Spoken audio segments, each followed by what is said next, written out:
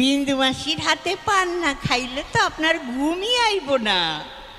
কি হলো? ও সামন্ত মশাই, এই নিন, আপনার জন্য আমি পান বানিয়ে এনেছি।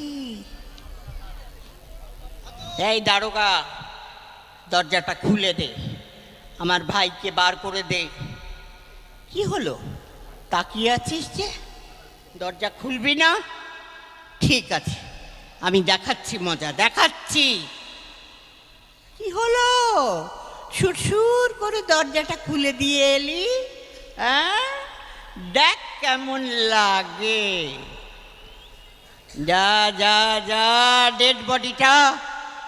ডেড বডিটা ফেলে দিয়ে আয় বাবলু কোলের দরজায়, আর বলে আয় বিন্দু মাসি তারা মায়ের প্রসাদ পাঠিয়েছে। যা।